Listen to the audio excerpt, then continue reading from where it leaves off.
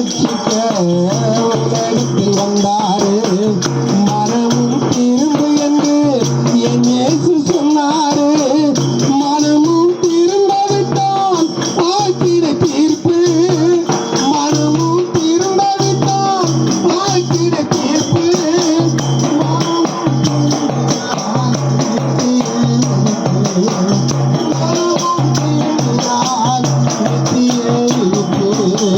யார் மனதில்